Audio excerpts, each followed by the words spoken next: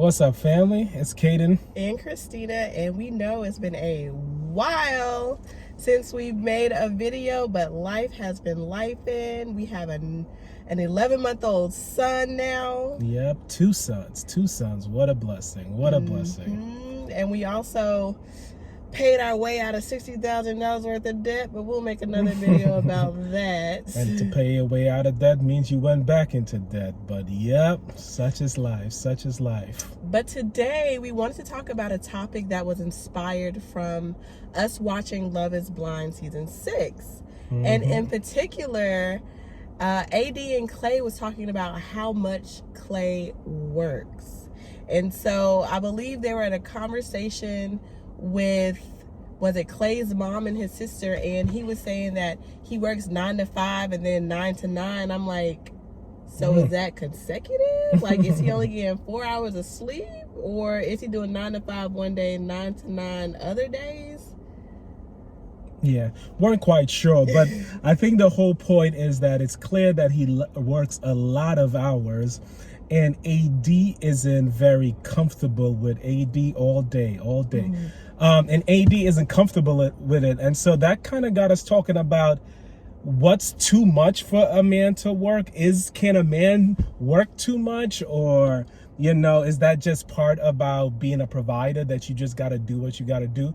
Because I personally feel like as a man, like, to be told that you're working too much is like, I guess, two ends of the same stick, but we'll kind of dive deeper into it. But it's like, you darned if you do, you darned if you don't type of thing. If you're not a provider, that's really bad. But if you are able to provide by working too much, that can be a problem. And it's like, you can feel defeated in it. And it's like, what am I supposed to do here? Like, what's right? Yeah, well, I mean, I see both perspectives, right? Because for me, I'll speak about me as a woman. I love to be provided for. I love the fact that now I have the option of whether or not I want to work. But on the other hand, of course, I want to spend time with my husband. And like, you hear so many stories of men who work, provided for their family, and then they get divorced. And it's like, I have all of this and I don't have my family now. But on the other end, I know that Clay is young. He's in his 30s, and I think men in their 30s are grinding. Yeah. And for us, I think we are both super busy, so it doesn't, I mean, I'm not complaining because I'm trying to catch up on my work. Yeah, no. And, one of the things we talked about is that when my wife had just finished her PhD and I was still working full-time and doing my Master's of Divinity, so I was full-time work, full-time school. She had just finished full-time school, and our relationship while she was in school was really good, because, not to say that it wasn't after, but during school, she was studying all the time. And so when I was done with work, we would go to the library and study together. And, sometimes she's studying till 1 a.m. So I'm studying till 1 a.m. with her. And that was perfect, because we're both doing that aggressive type of hours. But I remember, like, when she graduated school, everything kind of switched a little, because it was more like, she has all this free time now that she's only working.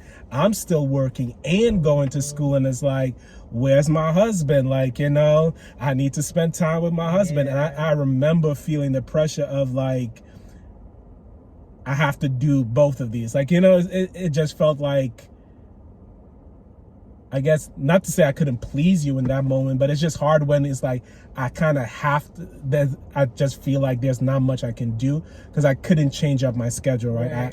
I had to work because, and I had to finish up my schooling, and even to get a B would require a lot of hours studying, much less if you're shooting for an A or something like that, And so that really has me thinking. I remember telling my wife, and maybe she'll share how she feels about it, because I really don't know. But one of the things that I've always said, and it's and I may get some flack for this on YouTube or social media, but who cares, is that I rather get divorced for working hard more than anything else. Not to say that I want a divorce, because personally I see the divorce as the ultimate failure, and so there's no bigger failure for me in my marriage than getting divorced, right? I'll be honest and say I don't think there's any bigger failure probably in my life than getting a divorce. But if there is one thing that I'll be like, I got a divorce and that was the main reason, and it was that I worked too hard, I can live with that. And I'm not saying I'm not willing to do what it takes if my wife comes to me and say that, hey, I know that, because even now I work 7 days a week. And so, but, that allows me to be able to provide in a manner where if my wife doesn't want to work, she doesn't have to. But I guess where I would, I'm all over the place right now, but I just thought about the fact that if she no longer works now, then she may not be as busy, and then me working 7 days a week now becomes a problem because she doesn't have to work and she wants to spend more time with her husband. And so it's like me working 7 days a week allows you to not work, but the fact that you're working now becomes a problem. Me working 7 days a week now becomes a problem because you have the blessing of not having to work because I'm willing and able to provide. And so I think that's how it often feels sometimes. Like as a man, it's like I'm making a sacrifice so you can have a choice of how you want to live your life. But then that sacrifice become a problem when you do have that choice.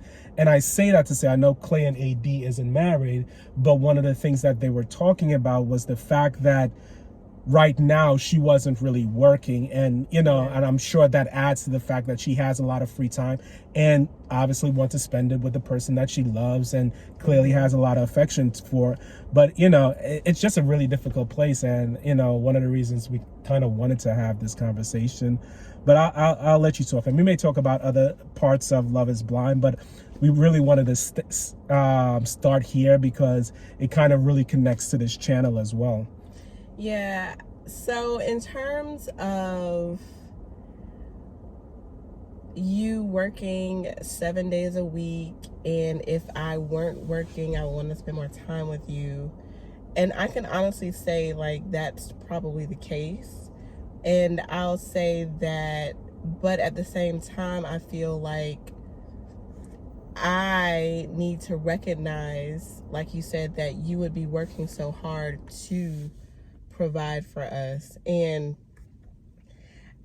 I think that in relationships in particular, it comes like you have to be compassionate and understanding and understand the other person's perspective. So if I'm looking at it from a lens of, oh, you're working hard to provide for me, then that will allow me to give you a little bit of grace in that area, as opposed to, oh, he's working all the time, he's not spending time with me, right?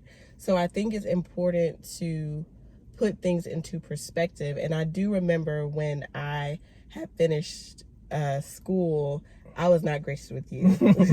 And so I'm so sorry for that, because like looking back on it, you were just trying to balance everything.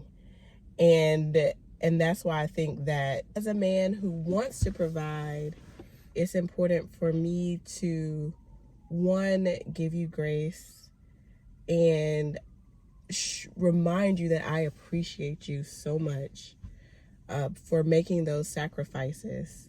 And on the other side, I do agree with Clay's mom when she said that you do make time for what you want. Now, it may not be dates 5 days a week or something. Maybe you just have a date once a week. But I think it's important for each other to come to an agreement as to what's good for us now in this season. Yeah, and I totally agree with you, and totally agree with Clay moms, is that we do make time for what's important to us. And and like I said previously, the biggest failure is not even not being able to provide for me. The biggest failure is ending up divorce. And doesn't matter what that reason is, whether it's because I'm working too much, right? And so I think it would be foolish of me and any man to not hear their partner be like, you working too much is a problem right now, and trying to come to some type of, I guess, compromise to show that I hear what you're saying. Obviously, in order, and I'll just use our situation, like right now, if I wasn't, well, I guess I could. I was going to say, if I wasn't working 7 days a week, then, I might not be able to provide for the degree. But I'll be honest, to be able to provide to the degree and not work 7 days a week would mean giving up the one thing that I believe that I'm called to do, right? Because the job that primarily pays the bills isn't necessarily the job that fills me and the job that I'm called to do. And so, and while both of them consume a lot of time, it would be very hard for me to give that second job up.